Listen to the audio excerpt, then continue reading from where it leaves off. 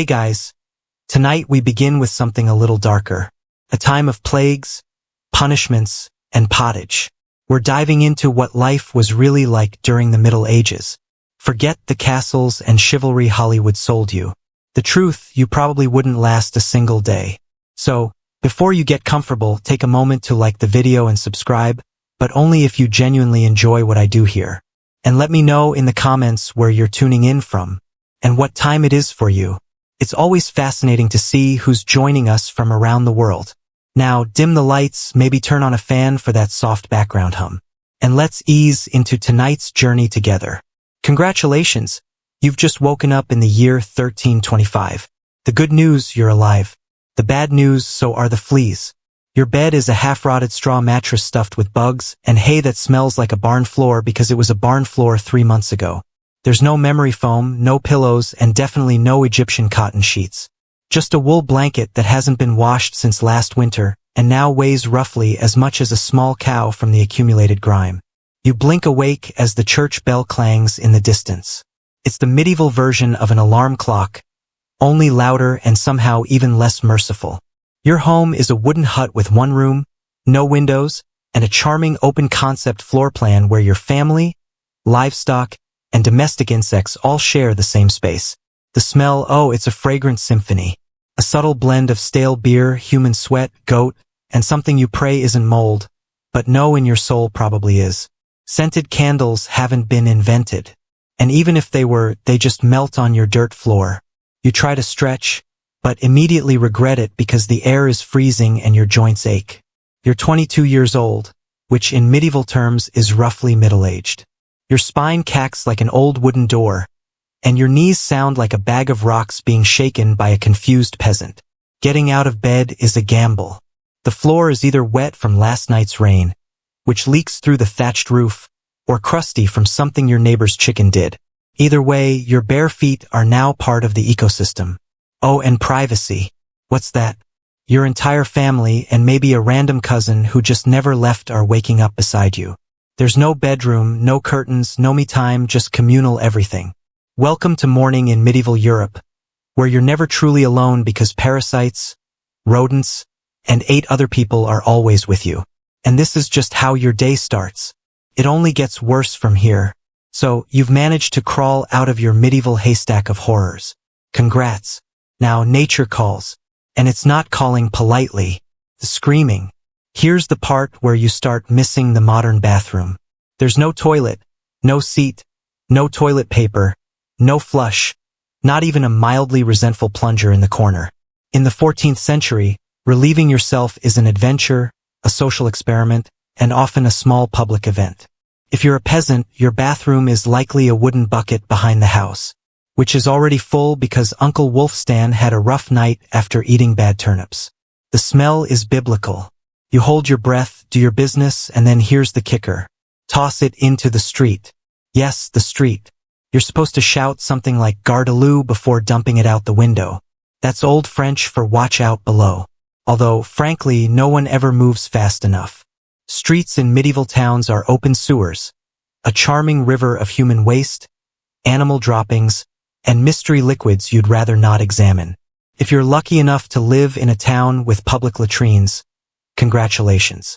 You get to sit shoulder to shoulder with strangers in an outhouse where privacy is a myth and ventilation is a cruel joke. You might make small talk, but try not to breathe too deeply. Toilet paper, never heard of it. Most people wipe with straw, leaves, rags, moss, or if they're feeling especially indulgent, a scrap of wool. Sometimes nothing at all, which might explain why handshakes weren't popular yet. And if you're in a castle, surely it's better, right? Well, sort of. You might have a guard robe, a hole in the wall that drops your waist directly into the moat. Great idea, except that your enemies know this. And yes, attackers sometimes climbed in through the waist chute. Talk about entering through the back door. So whether you're a farmer or a baron, medieval toileting is a humiliation ritual. It's cold, it's public, it's dangerous, and it's never not disgusting. One slip on a wet stone path and you're face first in humanity's leftovers. And you still haven't brushed your teeth, but we'll get to that next. You survived the toilet. You deserve a reward, right? Maybe a nice breakfast. Something warm, delicious, comforting. Sorry, this is medieval Europe. Nothing is comforting here. Breakfast, if you can call it that, is a grim affair. There are no eggs, Benedict. No coffee machines sputtering awake, and certainly no avocado toast. You sit down or squat near the fire to a wooden bowl of something that looks like it was scraped off a muddy boot. Welcome to your daily ration of pottage. Pottage is a thick, gloopy stew made of whatever you can find. Grains, root vegetables, maybe a few beans if you're lucky. It's been simmering in the same pot for days, sometimes weeks, and new ingredients are just dumped on top of the old ones. It's less of a recipe and more of an ongoing edible experiment. On the side, a hunk of bread so hard it could deflect arrows. It's made from coarse rye or barley flour, often bulked up with sawdust, ground up acorns, or other creative ingredients because wheat is a rich man's fantasy. This loaf is not your friend. You don't slice it. You negotiate with it. What about drinks? You're not sipping orange juice or an oat milk latte. You're drinking beer. Yes, beer. At 6 a.m. Why? Because the water is teeming with parasites and filth. So, you start your day with weak ale, low alcohol, high survivability. Kids drink it too. No one's happy about it, but at least it won't kill you immediately. Want some meat or cheese? Dream on. That's for Sundays and saints' feast days, and only if your Lord is feeling generous. Most peasants don't eat meat more than a few times a year. As for fresh fruit, only when it's in season and not already fermented into wine. And don't even think about spices unless you're royalty. A pinch of pepper costs more than your monthly wages. Salt is valuable enough to be locked away, so you chew your gritty bread, gulp your medieval beer, and try not to think about the rat that may have nibbled your porridge in the night. Breakfast doesn't energize you. It just happens to you. And now that you're properly underfed, it's time to work like your life depends on it because it absolutely does. So, you've eaten your sad medieval breakfast, and now it's time to get dressed. Not that it'll help. Your wardrobe consists of exactly one outfit. 1. It's a rough wool tunic or linen shift that you've worn every day for months, possibly years. There's no such thing as seasonal fashion. There's just wear this until it disintegrates or gives you a fungal infection. Underwear optional. If you're lucky, maybe a linen under tunic. If you're not, well, you're going commando under layers of scratchy, sweaty wool, all lovingly stitched together by someone who probably had no idea what a seam was supposed to look like. There's also no washing machine, no soap, and absolutely no dry cleaner in sight.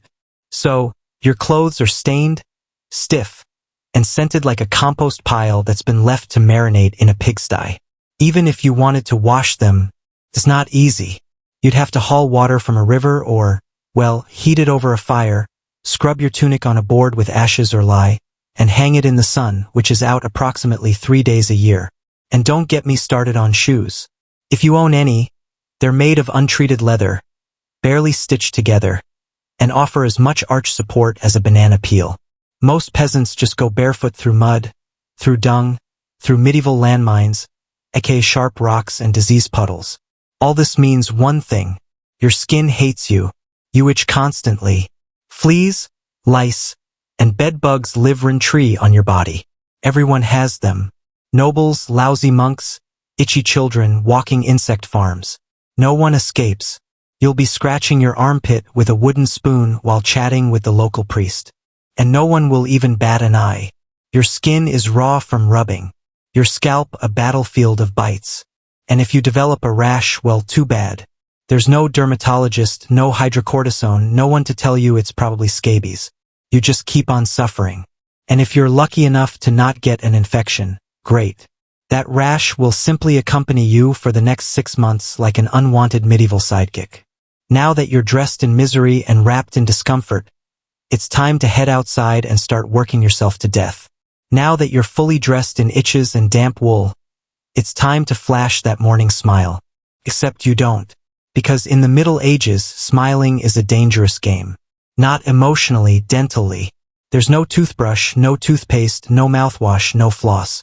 The concept of oral hygiene is about as popular as bathing, which is to say, not very. Some people might chew on a twig or rinse with wine or vinegar, but for the most part, your teeth are on their own and they're not doing well. By the time you hit your mid-20s, your smile looks like something pulled from a haunted crypt. Cavities are rampant, gums are swollen, and those aren't just food stains on your teeth. That's decay. You have more rot in your mouth than a medieval root cellar. Sugar, while not yet everywhere, is becoming more common among the rich. Imported at great cost, mostly used in small cakes or to show off wealth. If you're a noble, congratulations. You get to rot your teeth faster than the peasants. If you're poor, you'll do it slowly over time with fermented bread, gritty porridge, and years of hard chewing. Toothaches, get used to them. They're like medieval weather, always there in the background. The kind of pain that makes you consider praying, drinking, or pulling the tooth out yourself with a pair of pliers. And that's not a joke. That was the actual treatment. Dentists didn't really exist, but barber surgeons did. Yes. The same guy who cuts your hair is also pulling your murs out by candlelight with an iron hook and zero anesthesia. Infected tooth. Hope you like fevers. Because without antibiotics, it can easily turn into sepsis and kill you from a toothache. That's right. The same thing that sends us to a pharmacy today could be your funeral in the 1300s. And there's no relief on the social front either. Kissing, good luck. Halitosis, bad breath, is everywhere. If you're single, you're not judged by your smile. You're judged by your land and your livestock. In short, your mouth is a battlefield. And it's losing the war. Now that your teeth are throbbing, let's head outside. Because your real job, the one that will break your back, is just getting started. Time to head to work. Except there's no office, no desk, no coffee break, and no chance of promotion. Your job, if you're like 90% of the population, is simple. Don't die while laboring for someone else's comfort. You're a peasant. Congratulations. That means you work the land that belongs to a lord who probably doesn't remember your name. You rise with the sun and stop only when it disappears behind the trees. Your tools, a wooden hoe, a rusty sickle, and whatever bones are still intact in your body. There's no weekend. There's no clocking out. There's only sunrise to sunset, 6 days a week. Sunday is off, but only if you're not harvesting, fighting off raiders, or praying feverishly for your infected toe to stop turning black. The work is brutal. Fields are plowed by hand or with oxen, if you're rich enough to afford one. You dig ditches, sow seeds, pull weeds, and carry water until your spine begins to resemble the letter S. No one cares if you're tired. No one's asking how your mental health is doing. If you're a woman, surprise. You don't just do field work. You also care for children. Clean, cook, spin wool, feed animals, and pretend your husband's lice infestation isn't slowly migrating to your side of the bed. Children, they start helping out around age 5. No school, no toys, just a tiny wooden rake, and a dream of one day not dying of the flu. And if you're one of the few who isn't a farmer, maybe you're a blacksmith, a tanner, or a cooper, great. You still work with fire, chemicals, or animal guts all day in poorly ventilated sheds. The pay, basically survival. The perks, occasional bleeding, break a bone, too bad. Get a fever, drink some warm beer, and keep going. You can't afford to stop, not even for a day. Because if you don't work, you don't eat. And if you don't eat, well, medieval Europe has a solution for that. It's called being replaced. So, you grip your shovel, ignore the blisters, and keep digging. Because in the Middle Ages, your job isn't a career. It's a slow-motion endurance test. Now that your back is on fire from laboring in the fields, let's talk about the weather. Because in the Middle Ages, temperature is less about seasons and more about ongoing punishment from the sky. Let's start with winter. There's no insulation, no central heating, and no weathering. Just wooden walls with gaps you could throw a chicken through. Your windows covered with cloth, not glass. The fire in the hearth, nice in theory, but you don't have enough firewood to keep it going because wood is expensive, and gathering it from the forest is sometimes illegal. Yes, you can be executed for picking up the wrong stick from the wrong forest. You bundle up in your one damp wool tunic, huddle near the dying embers, and still wake up with your nose frozen. Your feet permanently cold, often damp. Your fingers so stiff they feel like tiny medieval popsicles. Frostbite isn't diagnosed. It's just called bad luck. Now, fast forward to summer. Sounds better, right? Wrong. In summer, your home turns into a clay oven. There's no fan, no cross breeze, and absolutely no deodorant. You sweat through your layers, but you can't remove them because showing too much skin is scandalous and also invites sunburn, insect bites, and social judgment. The flies are out in full force, attracted to your unwashed body, and the smell of last week's goat stew that's still fermenting in the corner. Mosquitoes buzz by your ear while you sleep, assuming you can sleep through the sound of your neighbors yelling and babies crying. In the fields, the sun bakes you. No sunblock, no hat, unless you fashioned one out of straw like a desperate scarecrow. And the worst part, you still have to work. Heat stroke is just called taking a bad turn. So, you're either shivering in your own hvel, wondering if your toes will make it to spring, or you're sweating through your only pair of socks while your thighs chafe into oblivion. And the one thing that never changes, no matter the season, your clothes still itch, your food is still terrible, and your next job's still waiting. Welcome to climate control, medieval style. There is none. Feeling thirsty? Need to freshen up? Want to splash a little water on your face to wake up from this damp fever dream of a life? Too bad. In medieval times, water isn't your friend. It's trying to murder you quietly. Let's start with drinking. The nearby stream looks fresh, bubbling, and clear, like something out of a fantasy movie. But spoiler alert, it's not. Upstream, someone just dumped a chamber pot into it.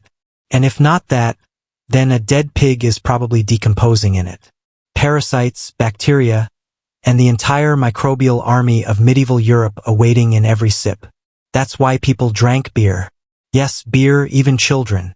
But before you imagine medieval kids doing keg stands, understand that it was small beer, weak in alcohol, strong in survival. Brewing boiled the water, so it was safer than whatever flowed through the town ditch.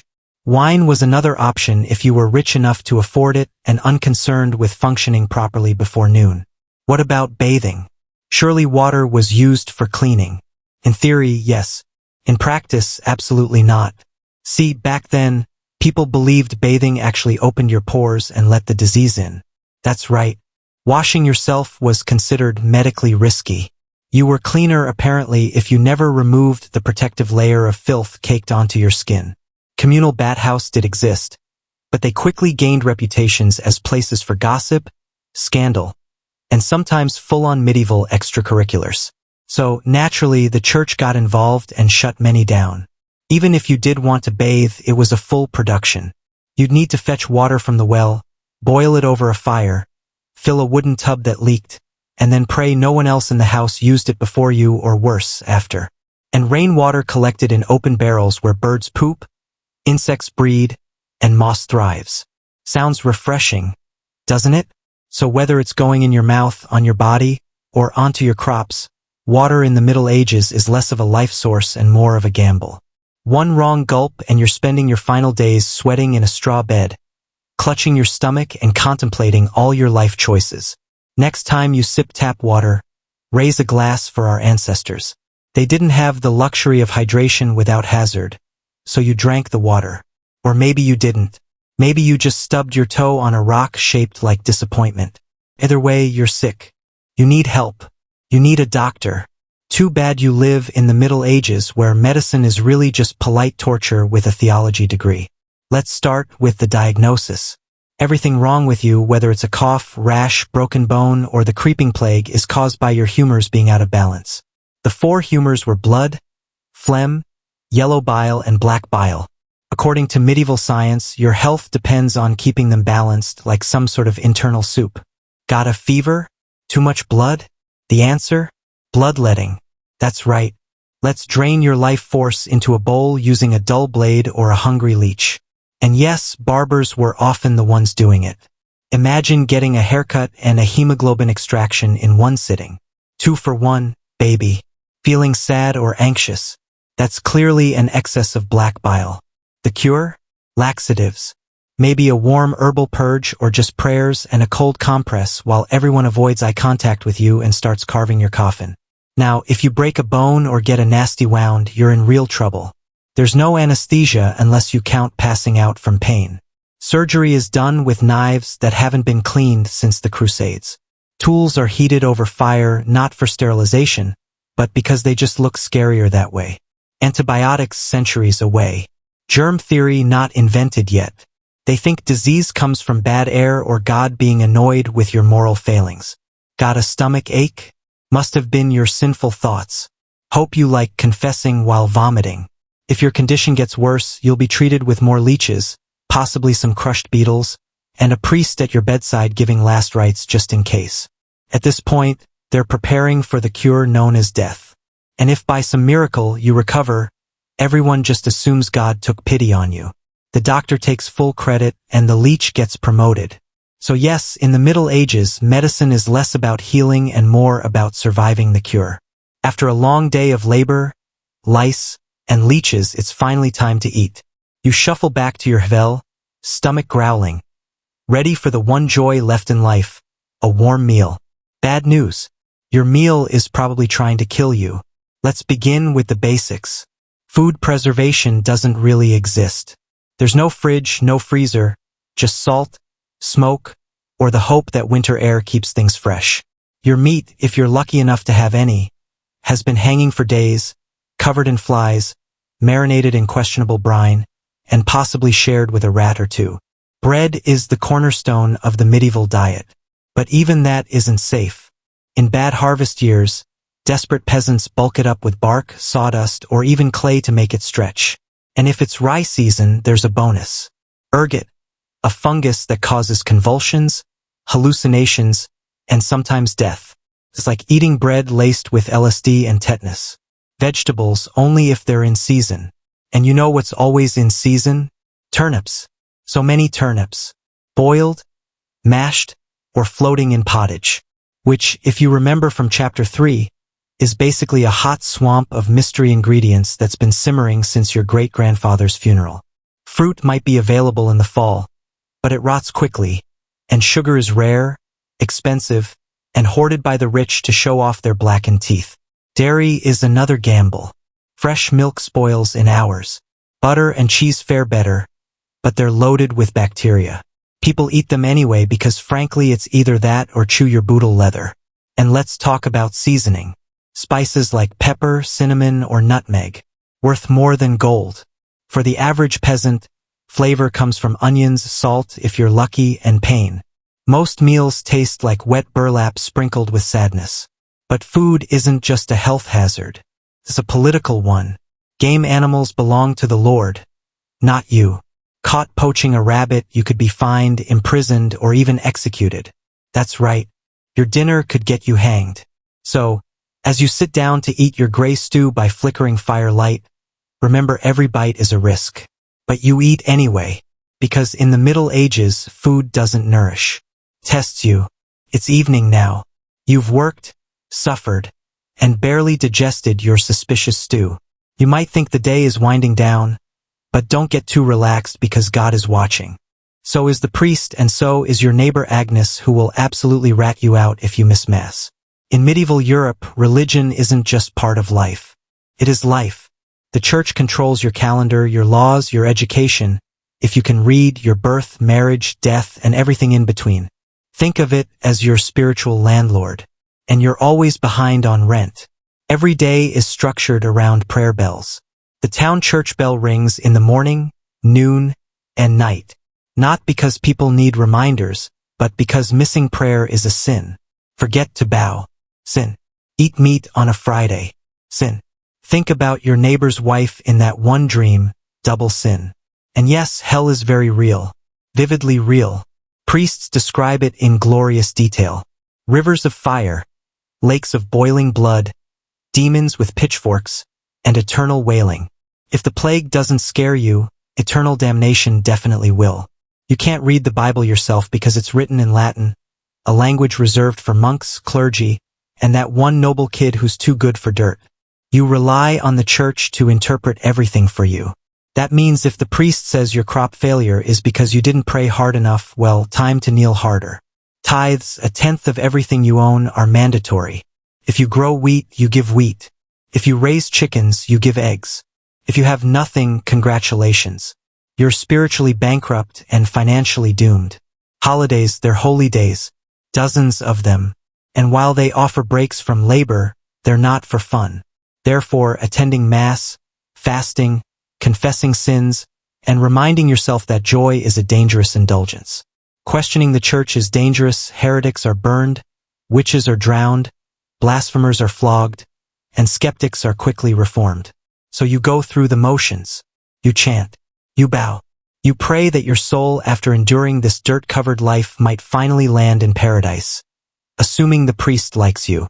Because in the Middle Ages, God may be merciful, but the church not so much. If you thought being a medieval peasant was rough, try doing it as a woman. All the filth, famine, and fear, plus childbirth, subservience, and social invisibility. In the Middle Ages, being a woman is like being on hard mode with no health potions and no restart button. From birth, a girl's life path is pretty much locked in. Marry young, bear children, serve your husband, die tired. Education not likely. Unless you're from a noble family and sent to a convent, your intellectual development stops around the time you learn how to churn butter and patch a tunic. Marriage happens early. Really early. It's not weird to be betrothed at 12 and pregnant by 14. It's not about love. It's about land, livestock, and alliances. Your opinion not required. Once married, you're basically your husband's property. Your job is to produce heirs, feed everyone, keep the house running, and not complain. Because complaining might get you branded a nag or worse, a witch. That label comes with a complimentary drowning or burning, depending on local fashion. Childbirth is a death lottery. There's no prenatal care, no sterile tools, no anesthesia.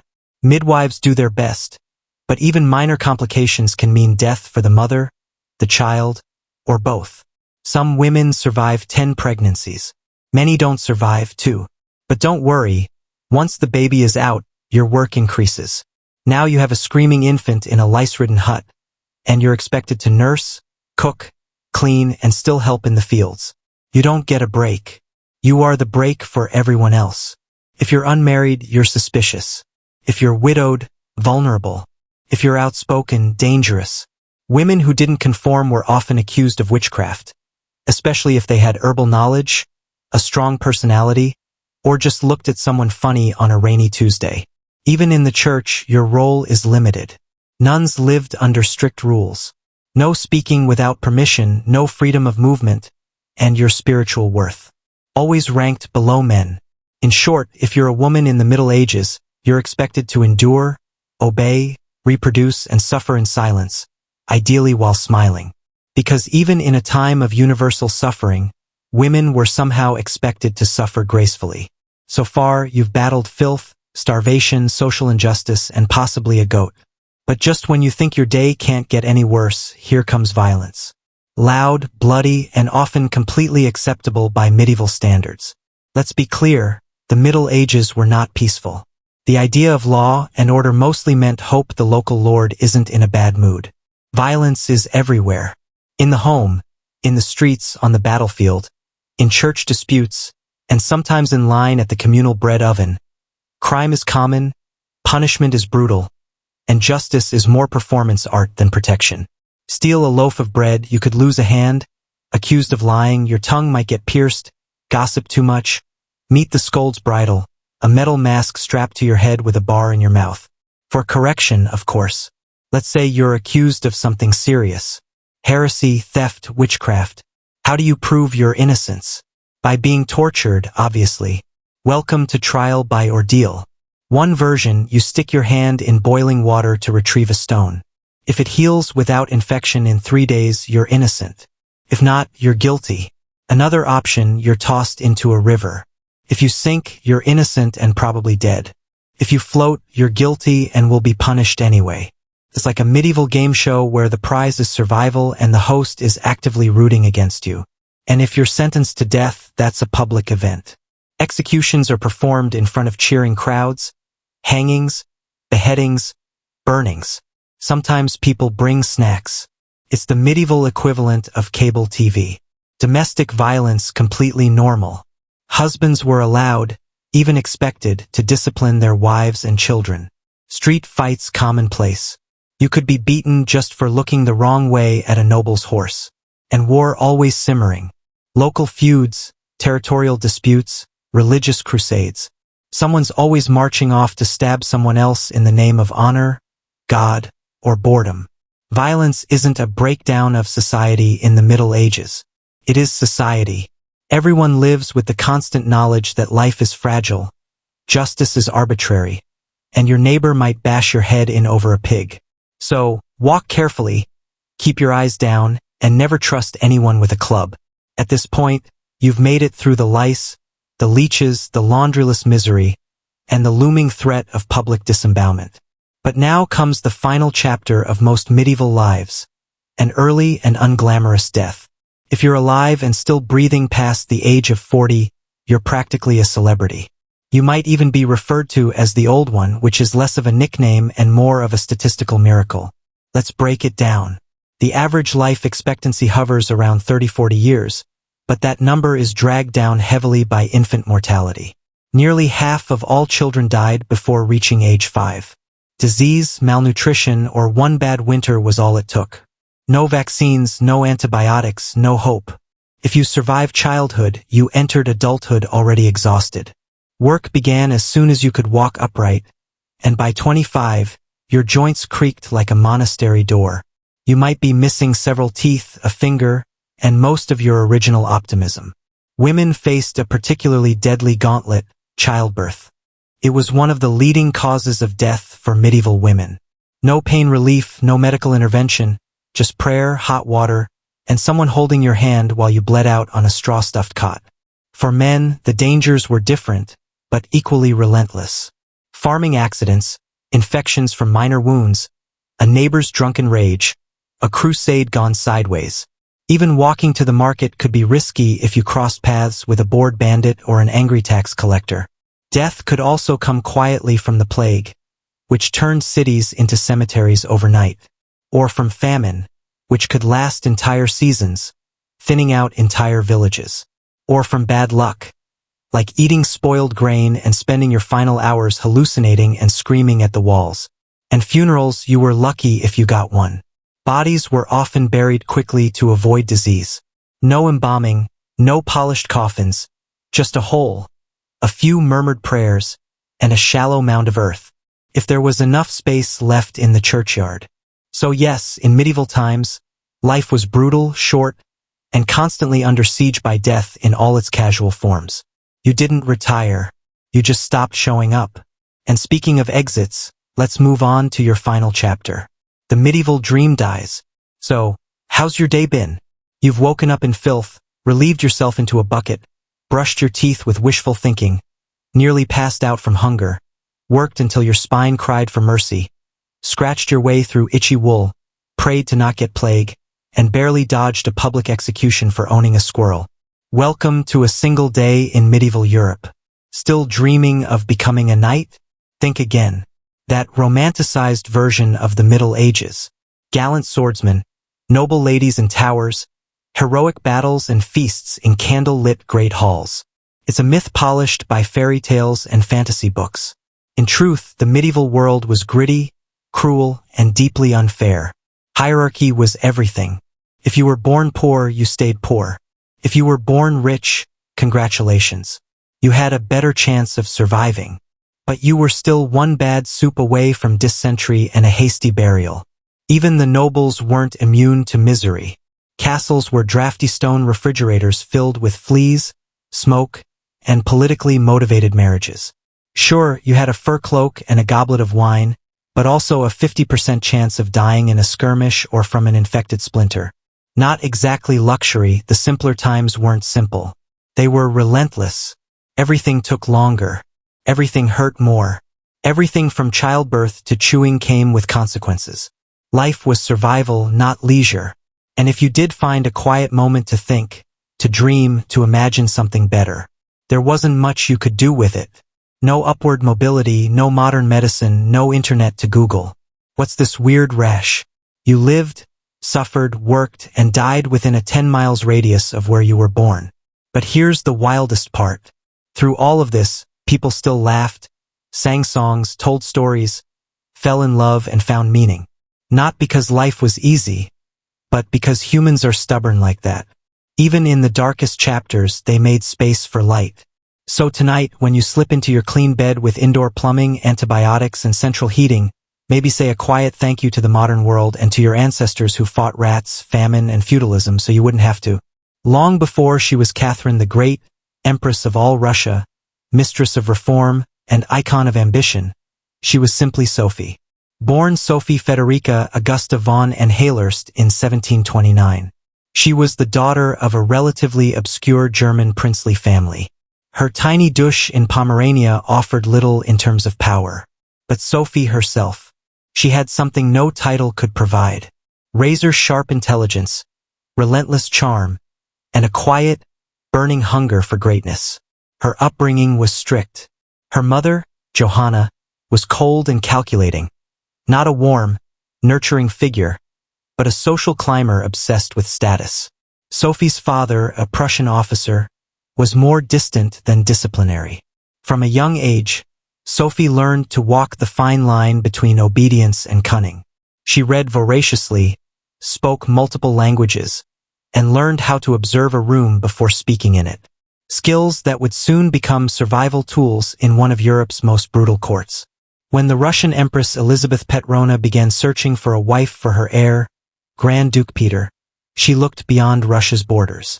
Peter himself was of German descent, and Empress Elizabeth believed a foreign bride, pliable and grateful, would be easier to control. Sophie fit the bill perfectly. Noble blood, Lutheran faith, which she'd be forced to abandon, and a reputation for both grace and humility. At just 14 years old, Sophie was summoned to Russia. She arrived in the freezing capital of St. Petersburg in 1744, wearing thin German fabrics and a diplomatic smile. Her mother pushed her forward like a chess piece. Sophie, however, had her own game in mind. To become acceptable in Russian society, she converted to Orthodoxy, taking the name Ekaterina Alexa, Catherine. The ceremony was public, symbolic, and life-altering. She wasn't just changing religions. She was burning the bridge behind her, stepping into a foreign empire with no way back. No one watching that quiet teenage girl in a fur-trimmed coat could have predicted what would come next. Betrayal, revolution, enlightenment, and empire. But from the moment Sophie stepped foot in the Russian court, she stopped being a pawn and began planning how to become a queen. Catherine's marriage to Grand Duke Peter was meant to secure her place in Russian royalty. But from the very beginning, it felt more like a cage than a crown. Peter, heir to the Russian throne, was not the dashing prince of fairy tales.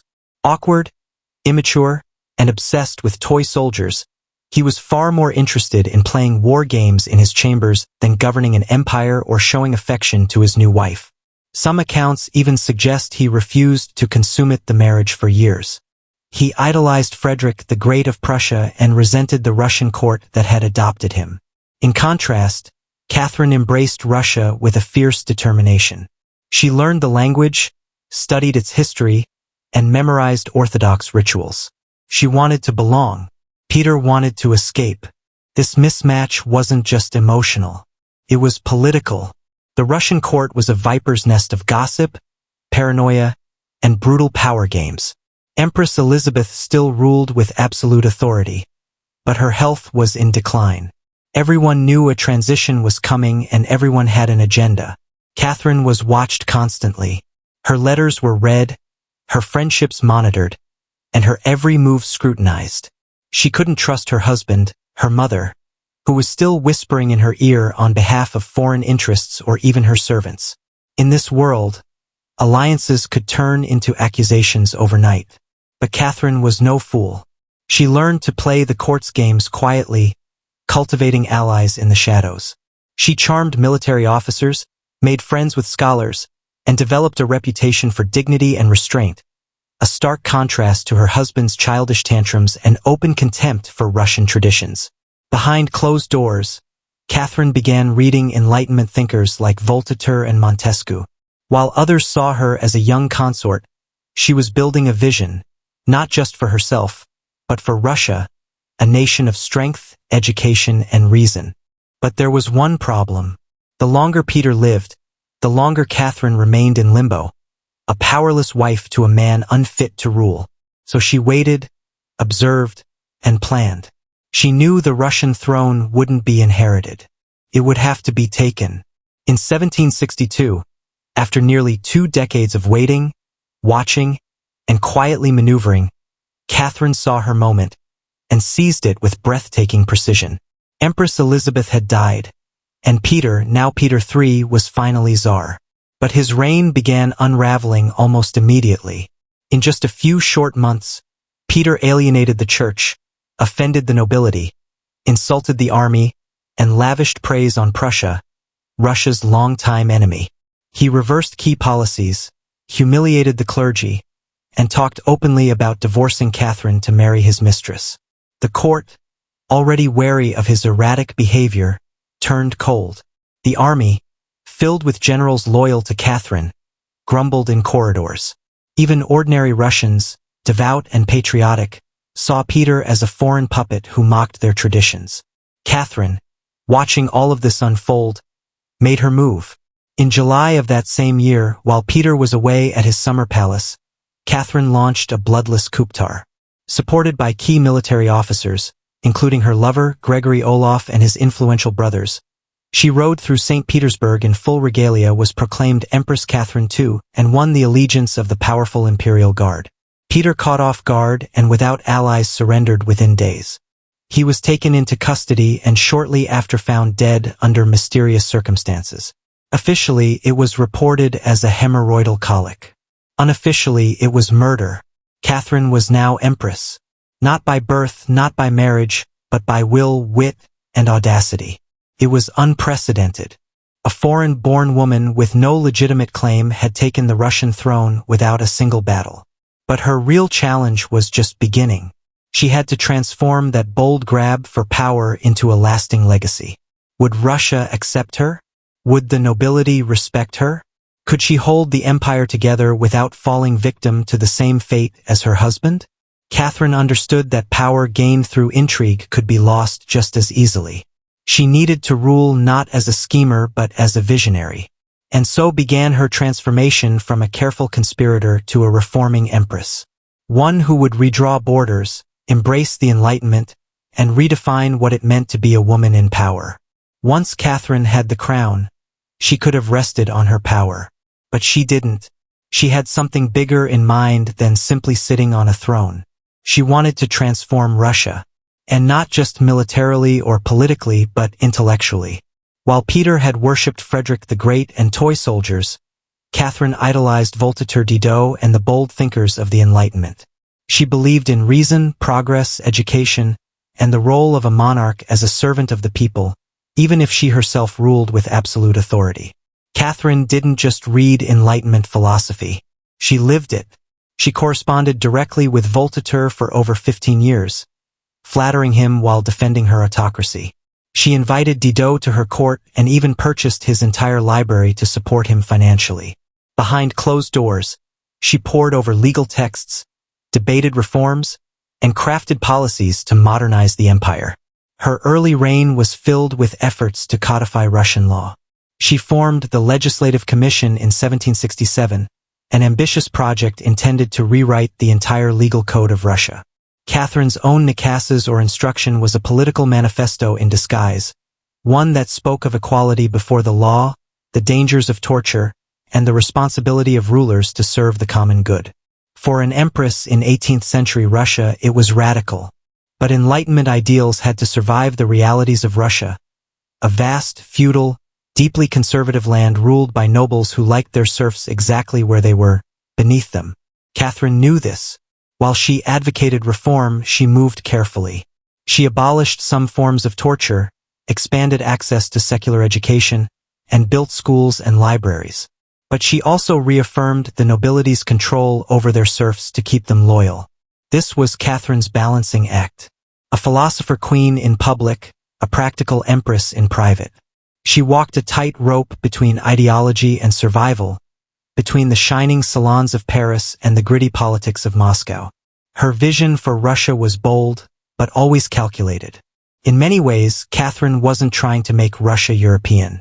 She was trying to make Russia modern on her terms.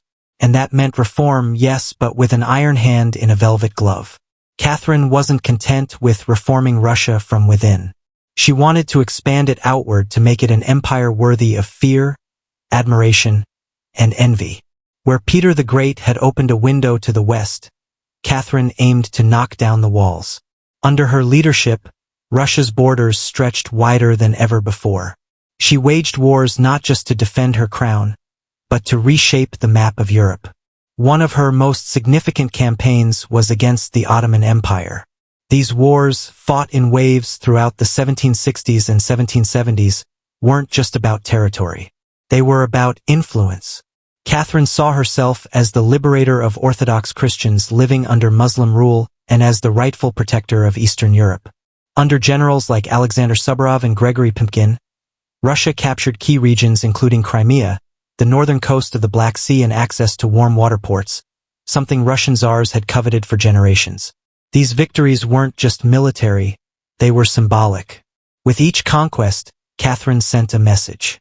Russia was no longer the distant backward cousin of Europe. It was a continental force. She also turned her gaze westward. In a series of deals and diplomatic maneuvers, Catherine participated in the partitions of Poland, carving up the struggling Polish-Lithuanian Commonwealth along with Austria and Prussia. By the end of the Third Partition in 1795, Poland was erased from the map and Russia claimed vast new lands and millions of new subjects. But Catherine didn't just conquer with armies. She also colonized with ideas. New cities were built. Trade routes were expanded. German settlers were invited to cultivate Russian farmland. The empire became a mosaic from the icy Baltic to the sun-drenched shores of the Black Sea. And through it all, Catherine remained the central force, reading reports, issuing orders, and personally overseeing the shape of her expanding empire. Critics would accuse her of being power-hungry, even imperialistic. But to Catherine, expansion wasn't ambition. It was destiny. A great ruler, she believed, was measured not just by ideas but by borders. She didn't just want to rule Russia.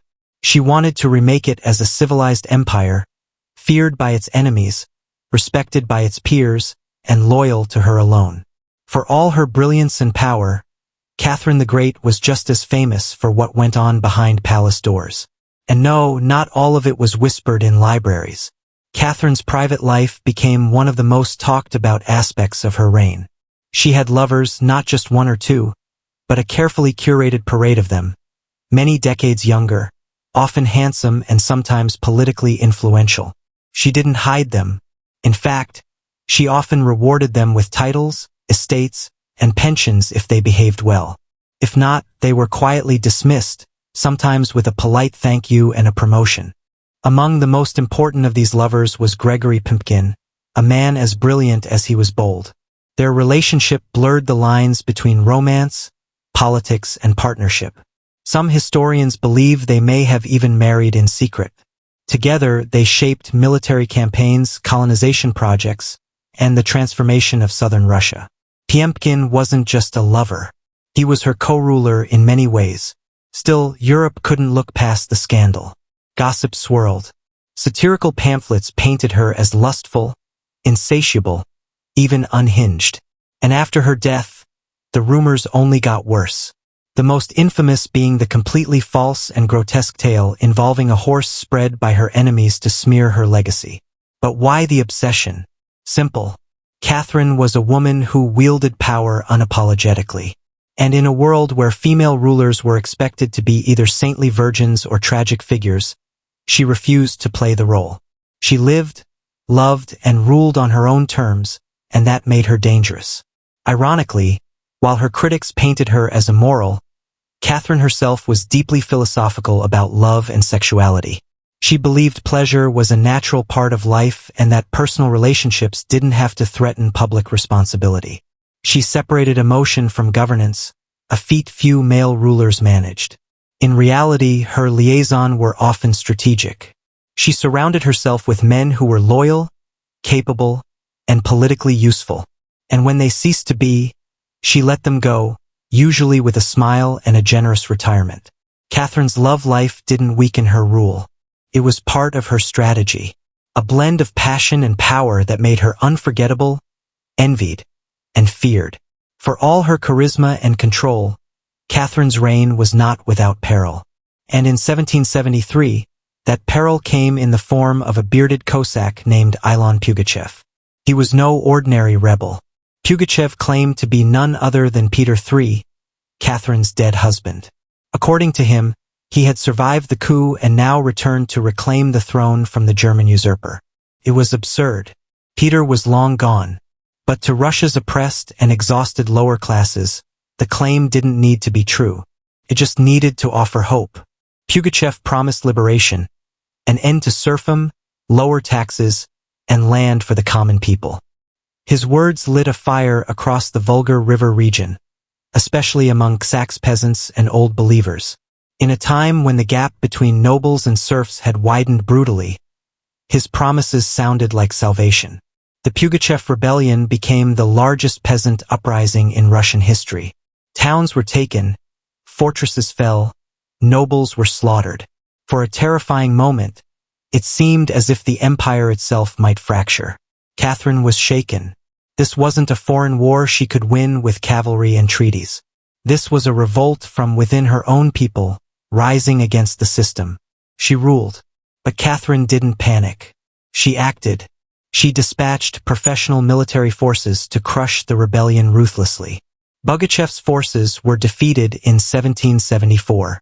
He was captured, displayed in an iron cage, and eventually beheaded in Moscow, a public warning to all who dared follow. Afterward, Catherine doubled down on order and control. Her dreams of liberating the serfs quietly faded into silence. The rebellion had shown her the limits of enlightenment in a country still shackled by feudalism. She now leaned harder on the nobility, who offered loyalty in exchange for absolute control over their serfs. This was a turning point. The empress who once quoted Voltaire now prioritized stability over philosophy. Reform became cautious. Surveillance increased. Rebellion, even whispered, was to be stomped out before it had breath. Pugachev may have lost his head, but he left behind a warning that haunted Catherine. That power built on inequality could only hold so long before the storm came crashing through. By the time Catherine the Great approached the final years of her life, she had ruled Russia for over 3 decades, longer than any female ruler in Russian history. From the moment she seized power, she had defied expectations, reshaped her empire, and redefined what a woman and a monarch could be. Under Catherine's reign, Russia became a true European powerhouse.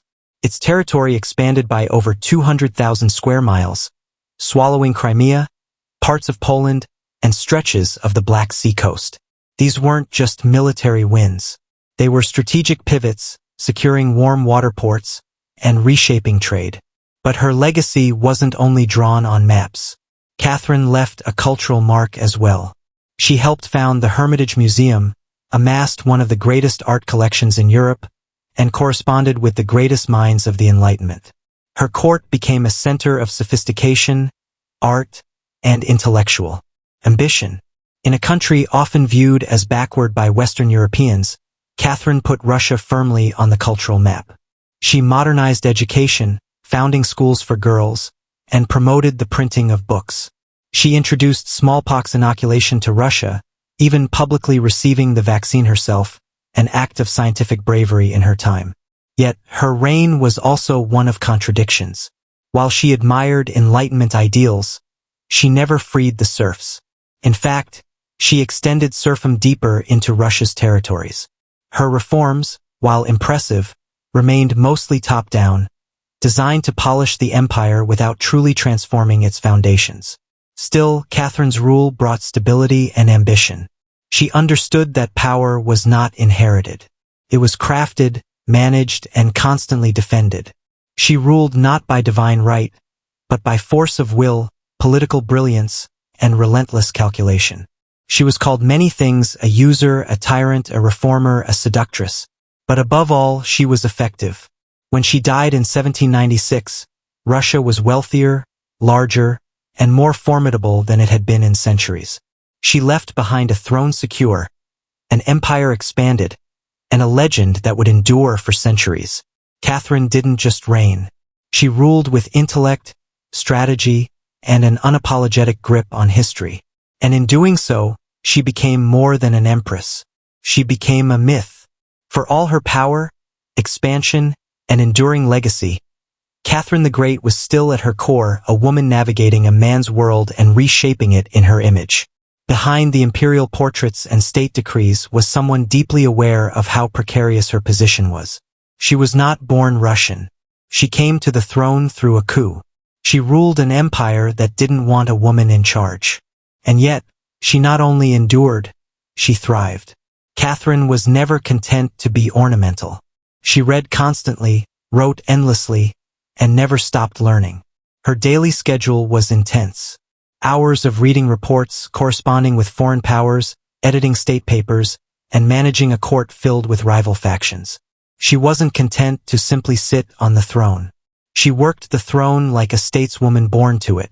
She was also, in many ways, lonely.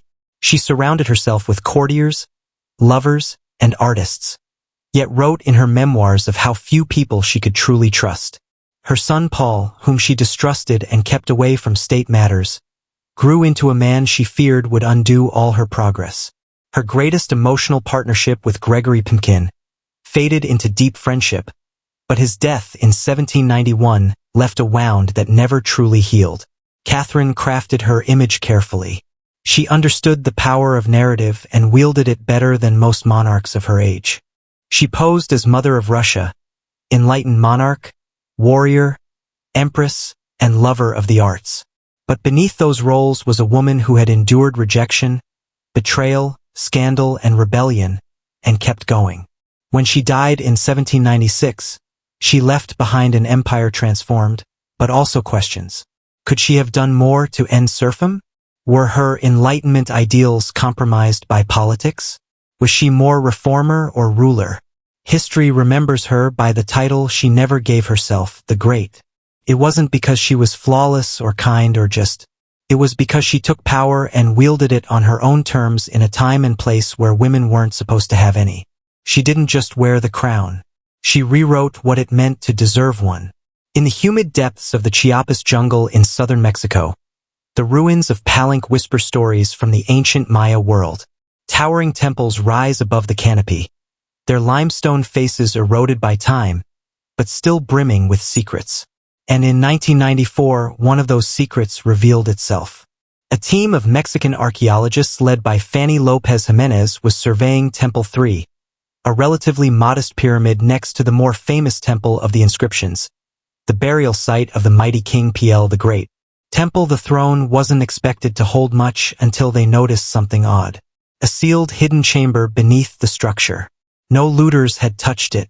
It was pristine. When the archaeologists broke through and lowered themselves inside, they found a stone sarcophagus resting in silence. The air was heavy with the weight of centuries.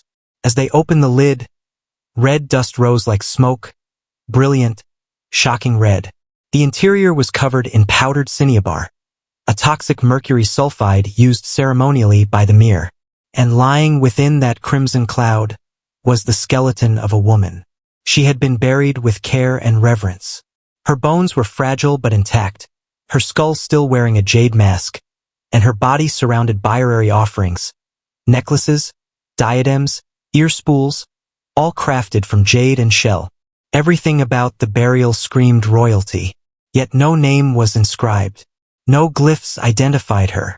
It was one of the richest female burials ever found in Mesoamerica. And yet it was a total enigma. Why was she buried in red powder? Who was she? Was she a queen, a priestess, or perhaps even Pal's wife? The researchers called her the Red Queen, and the name stuck. But even with modern forensics, they couldn't say for sure who she was, only that she had lived around the 7th century during the golden age of Palenque. Unlike most Mayer tombs, hers had been hidden, untouched, and purposefully isolated. Her burial wasn't just ceremonial. It was spiritual. This woman wasn't meant to be remembered with words. She was meant to be remembered through ritual, through color, and through the mystery she left behind. The most haunting feature of the Red Queen's tomb wasn't her jade jewelry or the silence of the sealed chamber. It was the red dust. A thick layer of powdered cinnabar covered everything. The sarcophagus, the walls, her bones, even the offerings around her, clung like blood to stone. To the mayor, this was no accident. Cinnabar, made from crushed mercury sulfide, was one of the most sacred and dangerous substances in the ancient world. Its vibrant red color wasn't just visually striking. It symbolized blood, rebirth, and the life force that connected the human and divine realms. Red was sacred. It was the color of sunrise, of sacrifice, of life emerging from death. And it wasn't just symbolic. It was spiritual. Covering the dead in cinnabar was a ritual meant to transform the body, preserving it not for eternity, but for transition. In Maya belief, death wasn't the end. It was a passage, a crossing into another cosmic layer. And so the Red Queen, whoever she was being prepared not just for burial, but for deification. But there's another layer to this. Cinnabar is toxic. Repeated exposure can lead to mercury poisoning, tremors, hallucinations, even death. The mayor likely didn't understand the chemistry, but they felt its potency. It was volatile, powerful, dangerous. To bathe the corpse in it was to declare this person was no ordinary mortal. In Palenque, very few were buried with cinnabar. Pal the Great, the mighty king whose pyramid dominates the site, was one. His body, like hers, was also saturated in the red powder. That detail alone drew speculation. Was the Red Queen his wife, his mother, or someone of equal divine status? Her skull had been placed on a layer of jaguar skin, another sacred symbol.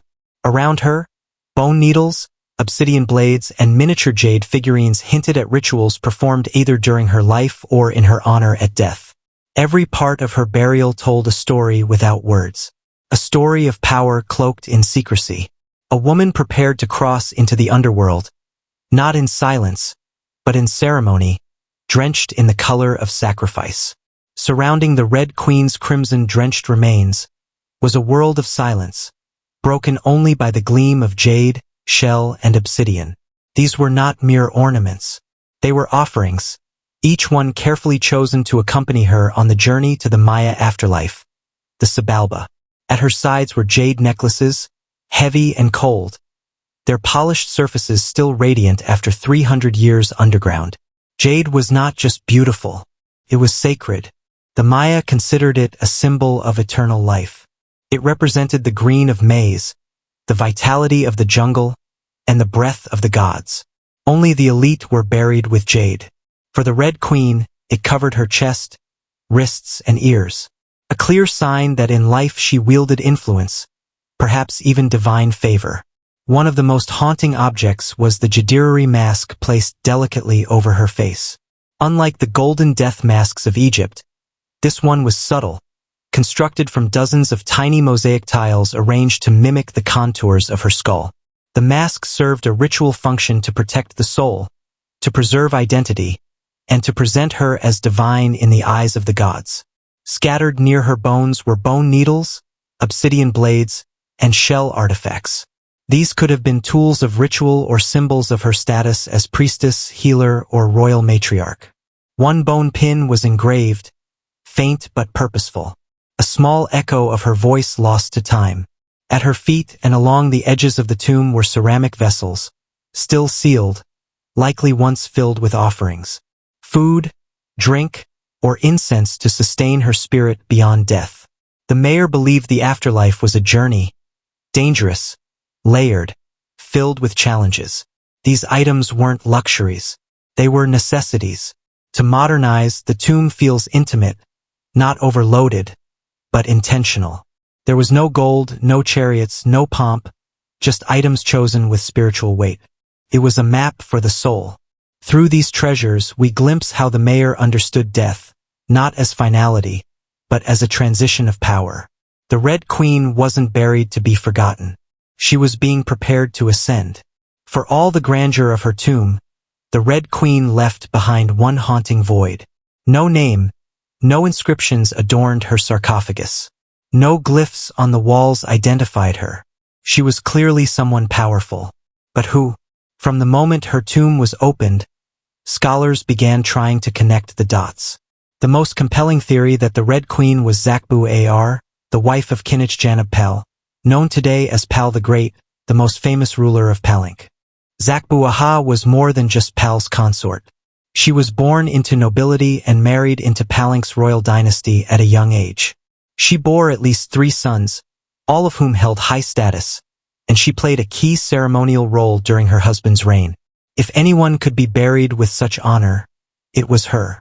Supporting this theory was the tomb's location, just a few feet away from Pal's own grand burial in Temple of the Inscriptions. The proximity suggests a deliberate pairing, husband and wife, rulers even in death. And then there's the cinnabar. Only 2 burials in Palank were found with such intense cinnabar coverage. Pal and the Red Queen. It's unlikely this was coincidence. But here's where the mystery deepens. DNA tests were conducted on both sets of remains in hopes of confirming the connection. But the results inconclusive. The woman's bones showed no direct maternal link to Pal. But that didn't rule out a spousal relationship. After all, marriage does not require shared blood. Some have argued she could have been Sakuk, Pal's powerful mother who ruled Palank before he came of age. Others suggest she may have been a high priestess or a sister or a royal ancestor whose name has simply been lost to history's erosion. Still, the evidence points most strongly to Taku-Eo, a queen by title, a mother of kings, and a spiritual counterpart to Pal. The lack of a name may not be an oversight. It may have been intentional. In Maya cosmology, the soul lived on not through monuments, but through ritual, symbol, and the whispers of the earth. And so, the Red Queen remains suspended between legend and truth. A woman who ruled, remembered not in stone, but in scarlet and silence. To understand the Red Queen, we must understand the world she came from. A world where Maya women, especially royal ones, held more influence than many realize. In Maya civilization, politics was often a family affair. Royal women weren't merely passive consorts. They were diplomats, priestesses, and power brokers. They conducted rituals, sponsored temples, and played crucial roles in maintaining dynastic legitimacy. Their bloodlines were political capital used to forge alliances and secure claims to the throne. Take Sakuk, for example, the mother of Pal the Great. When the throne of Palank was left vacant, she took power herself and ruled as queen regent until her son came of age. She wasn't a placeholder. She was a ruler in her own right, issuing decrees and overseeing construction projects. Without her, Pal may never have risen at all. And she wasn't an anomaly. Across the Maya world, in places like Yakilon, Nanzhou, and Calakmul, inscriptions show women performing major ceremonies, engaging in warfare diplomacy, and sometimes ruling outright. They were often portrayed in stele and murals, dressed in elaborate headdresses and regalia, standing beside kings as equals, or sometimes above them. Their words were carved in glyphs. Their names were remembered until they weren't. By the time Spanish conquistadors arrived centuries later, much of that memory had eroded. The colonial lens saw native women as silent figures in a male-dominated world. But the archaeology tells a different story, one of complex gender roles where power was negotiated, not simply inherited. This context casts the Red Queen in a new light. She may not have ruled in name, but her burial, rich, sacred, and positioned beside Pal, suggests she was a central pillar in the royal order. Her jade mask wasn't just decoration. It was a symbol of identity, of power held in life and protected in death. Her bloodline may have been the very glue that held Palanka's dynasty together. In Maya civilization, a queen wasn't just a queen. She was a keeper of sacred lineage, a voice in ceremony, and often the bridge between gods and men. The Red Queen may be nameless, but in her world, she was never voiceless. The Red Queen wasn't just buried with treasures. She was buried in architecture rich with purpose, layered with Maya cosmology, ritual symbolism, and intentional design. Her tomb wasn't merely a grave. It was a gateway to eternity. Her body was discovered inside Temple 3rd, one of the smaller pyramids within the heart of Palank. Yet its proximity to Temple of the Inscriptions, the resting place of Pal the Great, is telling. These temples weren't built randomly. Their positioning was sacred, guided by astrology, myth, and dynastic legacy. Temple the Thi rises modestly compared to its grand neighbor, but it hides something even more intimate, a sealed crypt untouched by letters, perfectly preserved.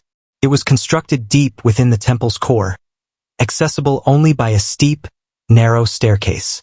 The descent into her tomb feels almost symbolic, a ritual journey downward into the underworld.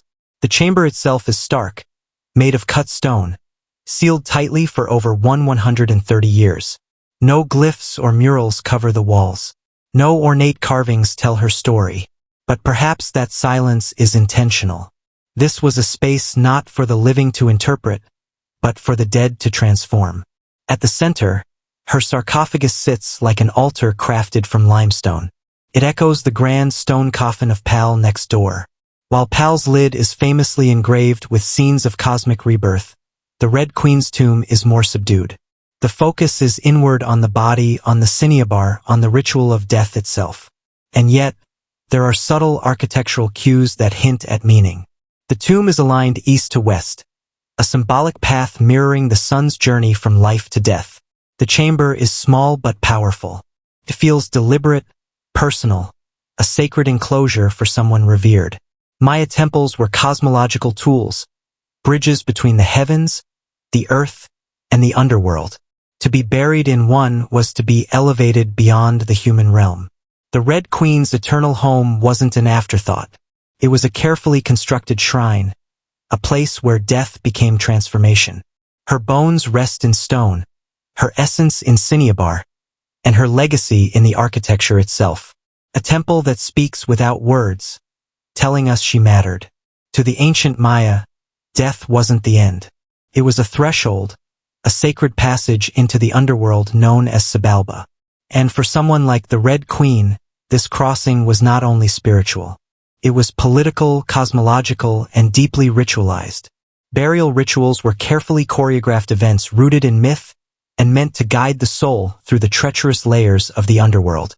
Maya texts and iconography tell us that Xibalba was no peaceful afterlife. It was a maze of darkness, rivers of blood, trials, and gods of death. Only those properly buried, ritually prepared, and spiritually equipped could make the journey successfully.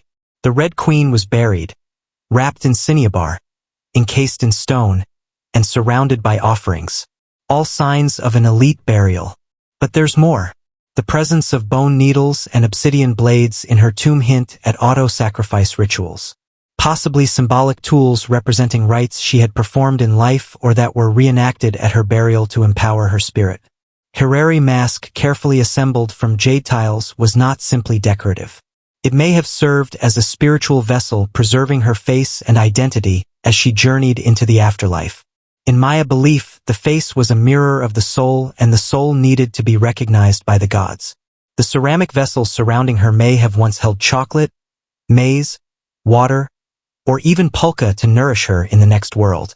Other items like stingray spines or shell trumpets could have represented spiritual tools, calls to the gods, or tokens of ritual communication. Burial wasn't just a goodbye. It was a transformation. The Maya believed in cycles. Death as seed, burial as planting, and the afterlife as rebirth. Kings and queens were often seen as earthly incarnations of gods. And in death, they returned to those divine origins. The Red Queen, covered in the color of blood, entombed in a pyramid, and honored with offerings, was being prepared for rebirth, not as a mortal, but as a being tied to the sacred order of the cosmos. Her burial wasn't the end of her story. It was the beginning of her legend. Just a few steps away from the Red Queen's final resting place lies one of the most iconic tombs in Mesoamerica, that of Kinich Janab Pal, known simply as Pal the Great. His burial inside the Grand Temple of the Inscriptions is celebrated for its artistry, scale, and deeply spiritual symbolism. But what makes the Red Queen's tomb so extraordinary is not only what was inside, it's where it was found. Her sarcophagus was hidden within Temple 3, directly adjacent to Pal's monument. In a city like Palenque, where every temple was carefully positioned to reflect cosmic principles, this closeness was no coincidence. It was intentional, a statement etched in stone. Many scholars believe the Red Queen was Zakbu Ao, Pal's queen and trusted consort. While her tomb lacks inscriptions, the similarities between their burials are striking. Both wrapped in cinnabar, both entombed in pyramids, both buried with jade, and both treated with extreme reverence. These rituals mirror each other as if two halves of a sacred narrative. Pal's lid famously depicts him falling into the underworld tree, a cosmic scene of death and rebirth. The Red Queen's simpler tomb contains no such iconography, but the symbolism lies in the pairing itself. If Pal represented the sun, journeying through the underworld at night to rise again, then the Red Queen may have represented the moon, the feminine force that follows its own mysterious path in the sky. Together they embodied a cosmic duality, masculine and feminine, king and queen, sun and moon, order and ritual. In Maya mythology, rulership was not singular. It was relational. Harmony in the cosmos required balance, and that balance extended into the dynastic court. By placing the Red Queen beside Pal, the Maya were preserving not just a marriage, but a cosmic partnership. Their proximity in death may have mirrored their roles in life. A queen not behind, but beside her king, sharing not just a throne, but a legacy. In their tombs they speak without words. Two souls wrapped in cinnabar and stone joined across eternity. One of history's most sacred silences. Though her name was lost to time, the Red Queen of Palenque endures not as a forgotten relic, but as one of the most enigmatic and powerful women of the ancient world. Her tomb, sealed for over 1,300 years, now whispers across centuries, inviting questions that echo louder with every discovery. She represents a mystery that still resists full understanding. We may never know exactly who she was. No glyph carved her name. No steeler told her story. And yet the care in her burial, the richness of her offerings, the symbolism of her crimson-drenched bones, all speak of a woman profoundly important, not merely as a wife or consort, but as someone who held real influence, spiritual weight, and royal blood. Today, the Red Queen forces us to reevaluate assumptions. She's a reminder that in the ancient Maya world, women were not silent. They led rituals, governed cities, and shaped dynasties. While kings like Pal have long taken the spotlight, the Red Queen's reemergence reminds us that power did not belong to men alone. It flowed through mothers, queens, priestesses, and visionaries. Her legacy is more than the treasures she left behind. It's the conversation she started among archaeologists, historians, artists, and storytellers. Every jade bead, every layer of cinnabar, every architectural choice in temple that tells us something deliberate. This woman mattered. And perhaps that's the most extraordinary part of her story. Not what we know, but what we still don't. The Red Queen teaches us that history isn't just a collection of facts. It's a living puzzle, a shared human longing to connect with the past. In that sense, her legacy is still unfolding. She lies wrapped in red, the color of life and sacrifice, of blood and rebirth. Her face, once hidden behind a jade mask, now stares back at us through science, art, and wonder. She remains nameless, but not voiceless. Mysterious, but not forgotten. The Red Queen may have ruled a kingdom in life, but in death she rules something greater, our imagination. Her tomb was sealed in stone. Her story was written in silence. And still somehow she speaks. Frida Kahlo was born on July 6, 1907 in the vibrant district of Coyoacán, then a village on the outskirts of Mexico City. Her childhood home, the Casa Azul, the Blue House, was filled with color, contradiction, and quiet strength. It would later become a sanctuary, a battleground, and a museum to one of the most iconic artists of the 20th century.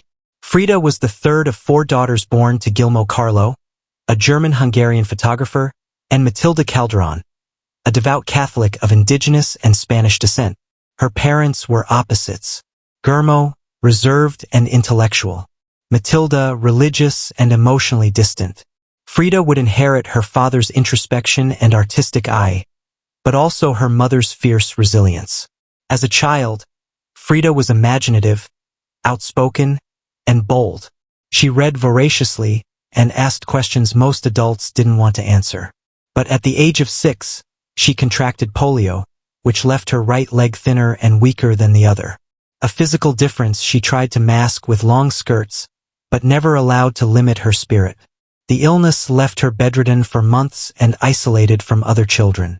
During this time, she grew close to her father, who encouraged her to exercise, ride bicycles, and stay mentally sharp.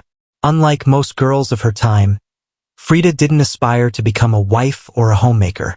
Her goal to become a doctor, she enrolled in the prestigious National Preparatory School in Mexico City at age 15, one of only a handful of girls accepted.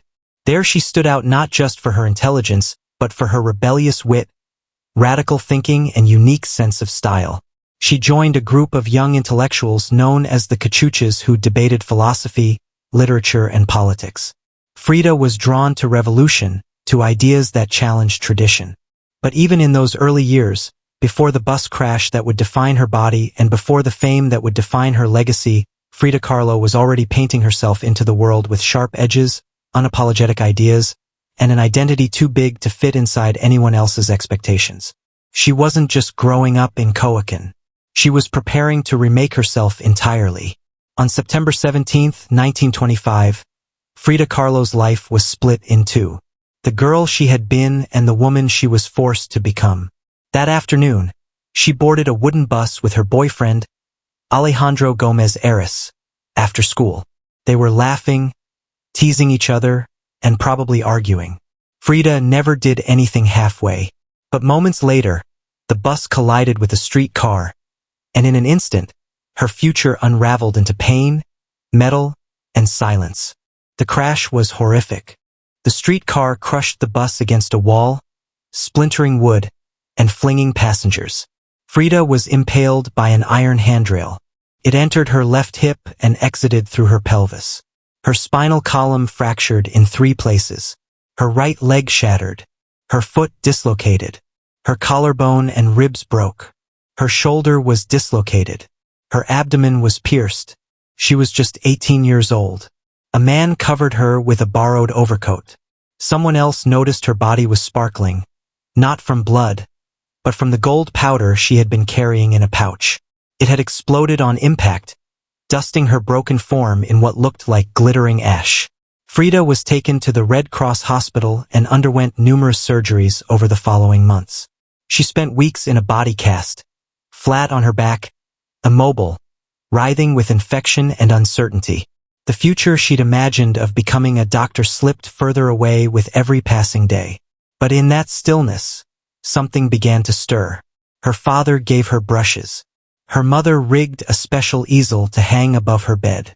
A mirror was placed on the canopy so she could see herself.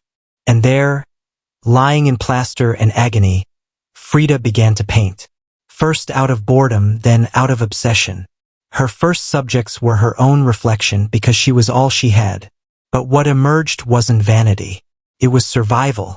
The crash had broken her physically, but it had also opened a door into her own mind, her own body, and eventually into the surreal language of pain and identity that would define her art. The girl who wanted to heal others now began healing herself, one brush stroke at a time. As Frida Kahlo lay encased in plaster and steel, a body fighting itself with every breath, she began to paint. What started as a form of therapy soon became a language. And that language was deeply personal, brutally honest, and often hard to look at, which was precisely the point. Frida didn't paint pretty flowers or polite landscapes. She painted pain, her pain, physical, emotional, and existential. Her first subjects were self-portraits, not because she was vain, but because, as she famously said, "I paint myself because I'm so often alone, and because I am the subject I know best." Her early works were small in scale, painted on tin or wood panels inspired by Mexican redos, devotional paintings meant to tell stories of suffering and miracles. Frida turned this tradition inward. Her body became the canvas. Her emotions became the altar. She painted herself as split, as pierced, as bleeding. In one painting, she is impaled by nails like a modern-day martyr. In another, she floats in a barren landscape, tethered to a broken column, a metaphor for her shattered spine. She painted herself weeping, fractured, decapitated, and bare, but never passive, always watching. Her pain was not sanitized. She painted the ugliness of trauma with beauty, defiance, and even humor. Each piece was a reclamation of her body, her experience, and her identity as a woman in a world that often tried to define her. But Frida wasn't just telling her story. She was inventing a new kind of visual narrative. One that blended Mexican folk art, surrealism, medical illustration, and symbolism. Her paintings became dreamlike autopsies of her soul, framed in color, culture, and myth. By the time she recovered enough to walk again, albeit painfully, Frida was no longer the girl who had wanted to be a doctor. She was an artist, and her art was unlike anything anyone had seen. She had taken the worst thing that had ever happened to her and turned it into a source of creation. Frida Kahlo didn't just paint her pain. She made the world look at it, and in doing so she turned suffering into a sacred act of self-expression. In 1928, still recovering, still painting and just 21 years old, Frida Kahlo met the man who would become the most profound and turbulent relationship of her life, Diego Rivera. He was 20 years her senior, already Mexico's most famous painter. Massive in both stature and presence, Rivera was a giant of Mexican muralism, known for his sweeping, politically charged frescoes that told the story of the Mexican people. Frida had seen his work before. She admired it, but now she wanted his opinion of her work. She brought her paintings to him at the Ministry of Education, interrupting his scaffold work to ask bluntly, "Do I have talent?" Diego took one look and said, "Yes, and not just out of kindness." He recognized in her something rare, an unfiltered voice, raw and unpretentious, full of rage, irony, pain, and beauty. They began a relationship that was as consuming as it was creative. Frida once said, "I suffered 2 accidents in my life. One in which a streetcar knocked me down. The other was Diego."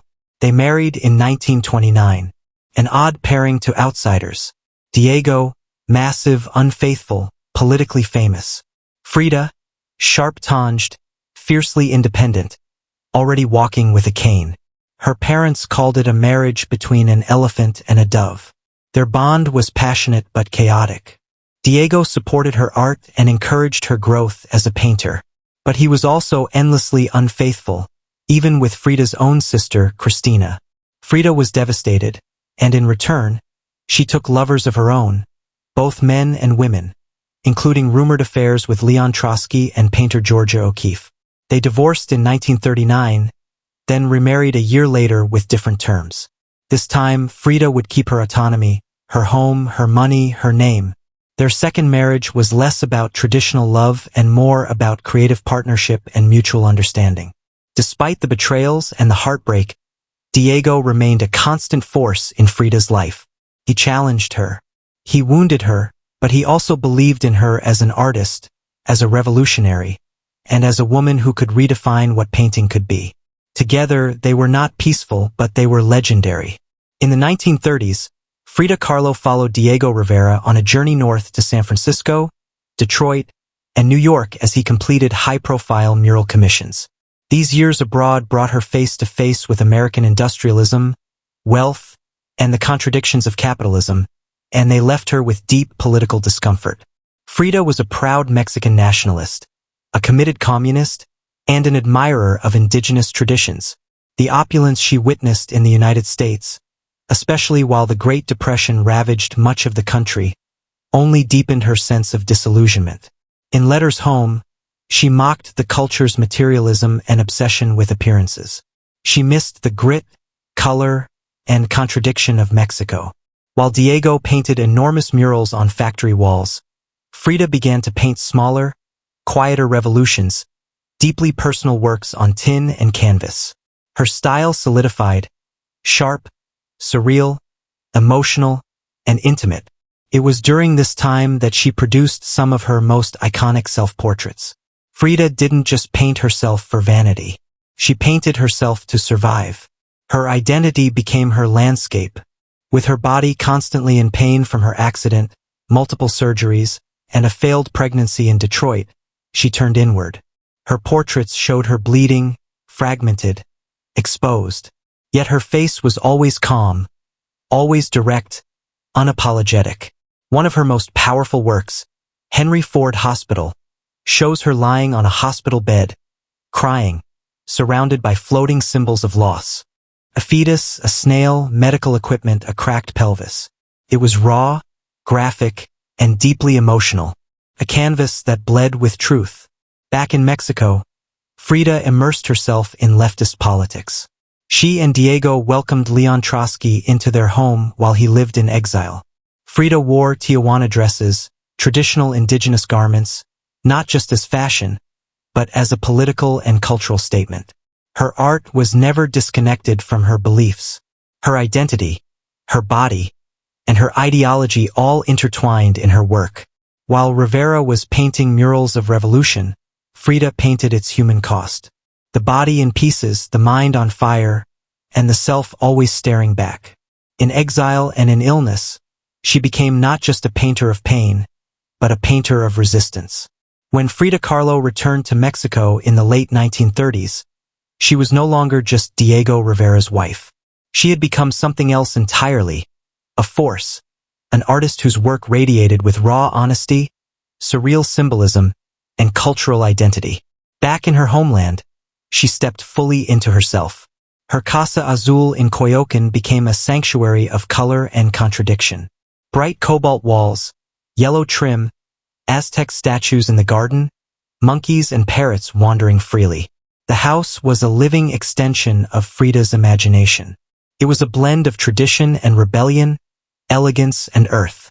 Here she surrounded herself with pre-Columbian artifacts, exodos, folk art, and revolutionary books. She wore bold Tijuana dresses, with flowers into her hair, and painted amid the scent of copal incense and the sounds of mariachi on the street outside. This period marked an explosion of creativity. Her paintings became more intricate, more symbolic, and more political. Works like the two Fridas revealed a divided self. One in European dress with a bleeding heart, the other in indigenous clothing, strong and composed. It was Frida's visual autobiography, a portrait of love, loss, and heritage. In 1939, she exhibited her work in Paris, where artists like Picasso, Breton, and Kandinsky praised her fiercely original style. But even among the surrealists, Frida stood apart. When André Breton tried to label her as one of their own, she pushed back. "They thought I was a surrealist," she said. "But I wasn't. I never painted dreams. I painted my own reality." She painted Mexico, not the romantic postcard version, but the living, breathing country she adored. Her work pulsed with symbolism. Skeletons, hummingbirds, hearts, thorns, corn, and blood. She honored the indigenous roots of her homeland while unmasking the violence of its past and present. But even as her artistic voice grew stronger, her health continued to decline. Multiple surgeries, infections, and chronic pain became daily realities. Still, she painted through it, propped up in bed, torso bound in corsets, fingers clenched around the brush. Frida had returned to Mexico, not to rest, but to reclaim her power through paint, through politics, and through her fearless embrace of the self. As the 1940s wore on, Frida Kahlo's body continued to betray her. Her spine was deteriorating. Her right leg was constantly infected. She underwent more than 30 surgeries in her lifetime, often in grueling succession. At times, she was bedridden for months, encased in body casts or immobilized by traction devices that stretched her bones apart. But still she painted. Each canvas during these years became both a release and an act of resistance. Her works grew darker, more defiant. She painted with a clarity sharpened by pain, refusing to hide behind metaphor. In the broken column, she presents herself split down the middle, her body pierced with nails, a cracked ionic column replacing her spine. Yet her face is stoic, her gaze unflinching. Pain for Frida was no longer just a subject.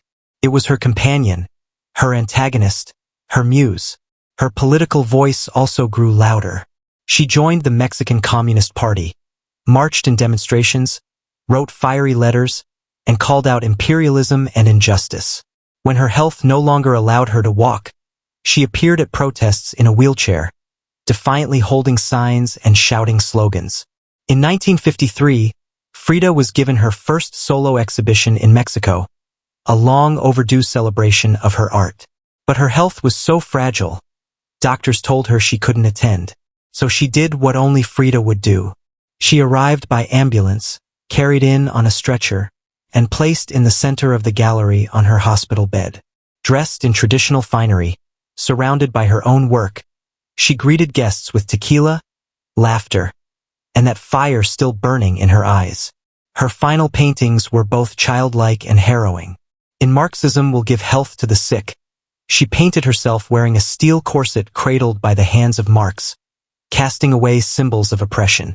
Her last known work was a still life of sliced watermelons. One piece bearing the words, "Viva la vida," long live life. Even in the face of death, she remained defiant, joyful, and political. Frida Kahlo's last portraits weren't just self-portraits. They were acts of revolution, painted in pain, but always signed with life. On July 13, 1954, at the age of 47, Frida Kahlo died in the same place she had been born, La Casa Azul in Coyoacán. The official cause was listed as a pulmonary embolism, but those closest to her whispered of something deeper. She had been ill, yes, but also exhausted by pain, by surgeries, by the long war with her own body. Just days before, she had attended a political protest against the CIA coup in Guatemala. Weak and wheelchair-bound, she insisted on going, her clenched fist raised in the air. Revolution remained her final heartbeat. Her last diary entry was brief but piercing. "I hope the exit is joyful and I hope never to return." Frida's funeral was held at the Palacio de Bellas Artes, Mexico's most prestigious cultural institution. Her body, draped in the red flag of the Mexican Communist Party, was watched over by friends, family, artists, and revolutionaries. Diego Rivera was inconsolable. He called her the greatest love of his life, even as his betrayals had nearly broken her. But in the years that followed her death, something extraordinary happened. Frida Kahlo refused to disappear. At first, her name was whispered only in art circles. Her works weren't easy to categorize, too political for surrealists, too surreal for traditionalists. But slowly her image, her story, and her defiance began to resonate. Through the 1970s and 1980s, as feminist scholars and activists reclaimed forgotten voices, Frida's became louder. She wasn't just a painter anymore. She was a symbol of pain turned into beauty, of feminism born through resistance, of Mexican identity celebrated without apology, of queerness, disability, revolution, and authenticity. Her face, unibrow, gaze, flowers in her hair became iconic. Her home became a museum. Her diary became a sacred text. And her paintings now hang in the world's greatest museums. Frida Kahlo had lived much of her life in Diego's shadow. But in death, she stepped forward. She didn't just leave behind paintings. She left behind a mirror and dared us all to look. Not with pity, not with fear, but with fire. Today, Frida Kahlo's face is everywhere. Printed on t-shirts, painted on murals, turned into dolls, memes, posters, and icons. Her signature unibrow, her flower-crowned hair, her direct gaze, all instantly recognizable. But what makes her legacy powerful isn't just that people know her face, is that they recognize the truth behind it. Frida didn't try to be flawless. She didn't fit into boxes. She wasn't conventional, and she didn't care to be. In a world that demands perfection, she gave us realness. Raw, messy, vibrant, angry, joyful, contradictory realness. She celebrated what made her different. Her disability, her queerness, her politics, her culture, and turned it into art that transcended borders and decades. She's become more than an artist. She's a global symbol of defiance, feminism, cultural pride, and creative resistance. For queer communities, she's a fearless bisexual icon who lived openly and unapologetically in a time that demanded silence. For women, she's a reminder that power doesn't require permission. For disabled artists, she's proof that pain can fuel the brush, not stop it. And for Mexico, She's a daughter reclaimed, fierce, folkloric, and forever part of the national soul. Her paintings, once dismissed as too strange or too personal, are now among the most revered in the world. Works like the Two Frieders self-portrait with thorn necklace and hummingbird and the broken column aren't just seen. They're felt deeply by anyone who has ever suffered and needed to turn that suffering into something sacred. She lived in the margins and turned them into center stage. She embraced contradiction. A communist who wore gold. A woman betrayed who loved again. A body in pieces with a soul unbreakable. And through it all, she painted, not just with color, but with conviction. Frida Kahlo never asked to be a symbol.